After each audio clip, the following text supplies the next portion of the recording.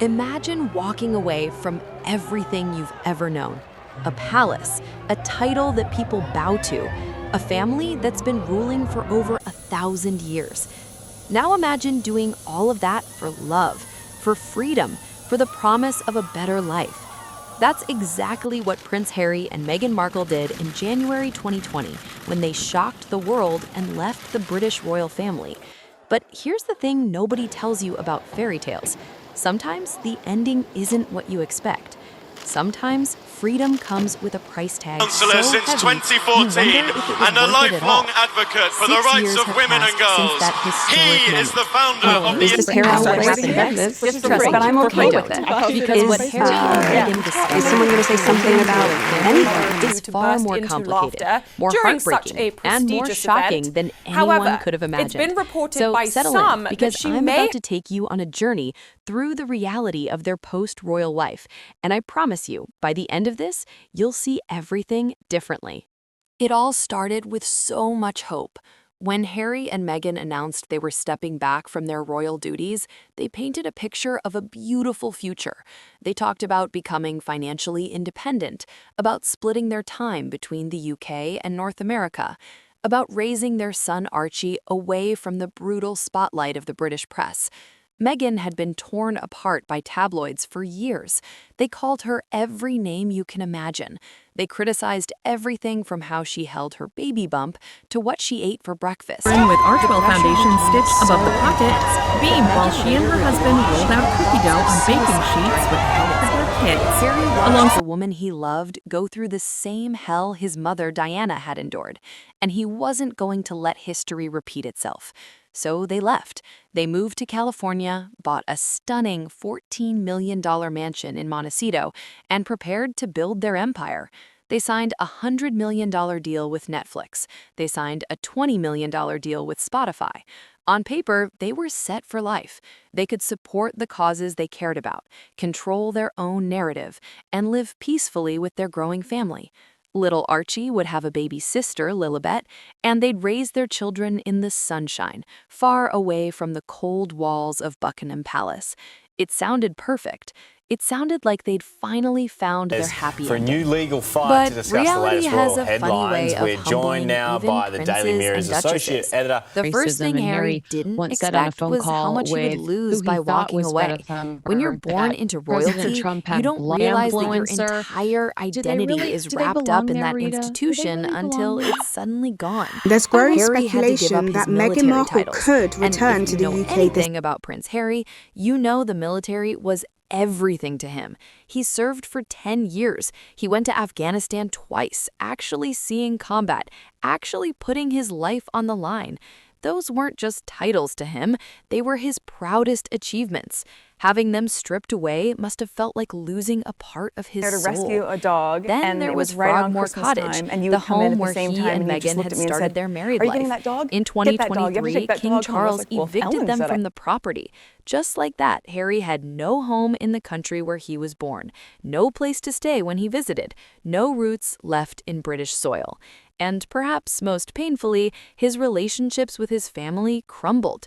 His brother William, once his best friend and closest confidant, became almost a stranger. They barely speak now. His father keeps him at a distance. Harry went from being surrounded by family at every holiday and celebration to being an ocean away, isolated, watching from afar as the royal family continued without him. But Harry and Meghan were prepared for these losses, or at least they thought they were. They believed their massive entertainment deals would cushion the blow. They believed their star power would translate into successful business ventures. They believed Hollywood would embrace them with open arms. That's where things started to go terribly wrong. The Spotify deal fell apart first, and it wasn't a quiet, dignified separation. In June 2023, Spotify and the couple mutually agreed to part ways, which is corporate language for "this isn't working and we're done." Meghan had produced only 12 episodes of her podcast over an entire year. The streaming giant expected more content, more consistency, more return on their investment. And here's the brutal part that must have stung. A Spotify executive reportedly called them lazy grifters. Can you imagine going from being called Your Royal Highness to being publicly insulted by your business partners?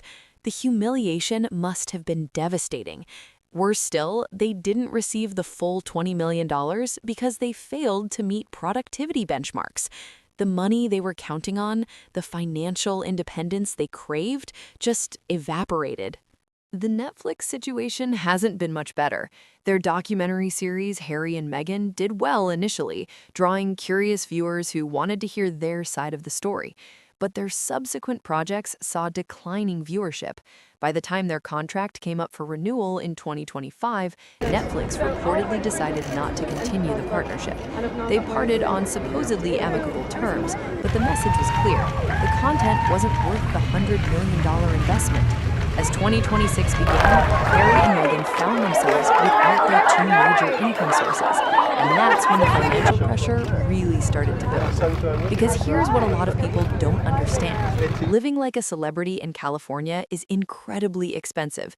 That $14 million mansion needs maintenance, staff, security, utilities. Speaking of security, that's become one of Harry's biggest nightmares. As working royals, they had taxpayer-funded police protection. The moment they left, that protection vanished. Now, Harry pays for private security out of his own pocket, and it costs millions per year. He's been fighting a legal battle for years trying to get government-funded security when he visits the UK, but so far, he's been unsuccessful. Every time he wants to bring his family to Britain, he has to weigh the financial cost against the safety risks. It's a constant source of stress and anxiety. Then there's the issue that nobody really talks about, but everyone notices. Their staff keeps leaving. Since moving to California in 2020, approximately 20 people have quit working for Harry and Meghan. 20. Their chief of staff lasted only 3 months before resigning. 5 senior communications advisors left within a single year. Their global press secretary left to start her own agency. Their longtime talent agent parted ways with them. As 2025 ended and 2026 began, medieval times, another dinner and key tournament. departed, It was like leaving that. them Like, I curtsied as though I was like- going into the new year. When you lose 11 publicists in 5 years, when people keep walking away from jobs working with a prince and a duchess, something is seriously wrong. Reports describe an erratic work culture, conflicting visions, and difficult working conditions. Some PR agencies in the US have reportedly rejected offers to work with the couple, calling them difficult and cheap. This kind of reputation is poison in Hollywood, where relationships and reputation are everything. What Harry didn't expect, what he couldn't have predicted, was how lonely his new life would become. Prince Harry grew up in palaces, yes, but he also grew up surrounded by people. Family dinners, royal engagements, military bonds, childhood friends, a community that knew him his entire life. In California, he's in a beautiful prison of sorts. Montecito is lovely, quiet, safe, and isolated. His old friends from Britain have reportedly distanced themselves. He can't just pop over to see his brother or his father. His children are growing up American, speaking with American accents, celebrating American holidays, disconnected from their British heritage. Multiple sources close to Harry have revealed that he's homesick, that he feels overwhelmed and isolated. There are reports that he's expressed deep regret about how things turned out, that he's done with his current life, and desperately wants some kind of reconciliation with his family.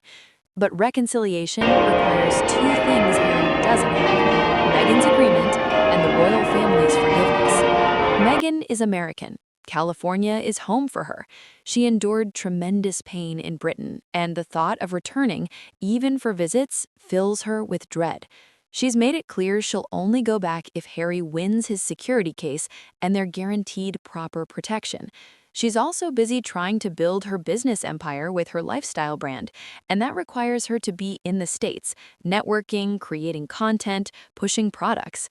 So Harry finds himself trapped between 2 worlds, the one he left and can't fully return to, and the one he's in that doesn't quite feel like home. Their marriage, according to numerous reports in 2026, is under serious strain. When you're facing financial pressure, professional setbacks, public criticism, and isolation all at once, even the strongest relationships start to crack. There are whispers of arguments about their future direction. Harry reportedly wants to spend more time in the UK to rebuild bridges with his family, to give his children a connection to their royal heritage. Meghan wants to focus on America, on their businesses, on the life they've built in California. These aren't small disagreements. These are fundamental conflicts about identity, purpose, and where they belong in the world. Insiders have described their relationship as truly broken, with a deeply emotional dispute that threatens to tear them apart. Whether they'll survive this rough patch is anyone's guess. And then there's the popularity problem. When Harry and Meghan first left the royal family, public opinion was divided, but many people sympathized with them. They were seen as brave, modern, willing to break free from outdated traditions. But 6 years later, the narrative has shifted dramatically. Polls in both the US and UK show their approval ratings have plummeted.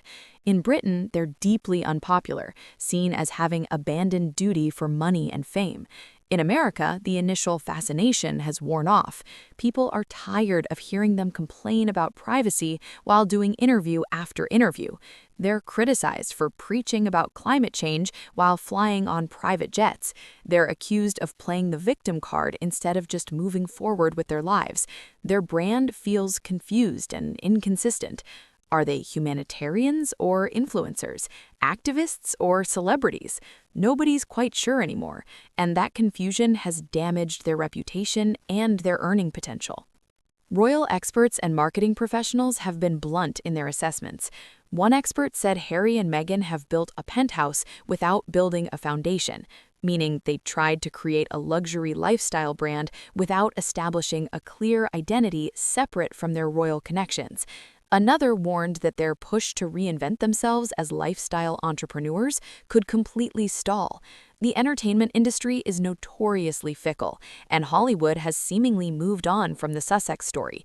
Without the Netflix money, without the Spotify platform, without the royal family's resources, Harry and Meghan are discovering just how hard it is to stay relevant and financially stable. What they didn't expect was this level of struggle. They didn't expect to be called lazy or difficult. They didn't expect their marriages to face this kind of pressure. They didn't expect the loneliness, the financial anxiety, the constant staff turnover, the plummeting popularity. They thought freedom would feel liberating, but instead it often feels like they're treading water, exhausting themselves just to stay afloat. They traded one set of problems for another, and in some ways, these new problems are worse because they have no safety net. The royal family isn't coming to rescue them. There's no palace to retreat to when things get tough. They're on their own, trying to figure it out as they go.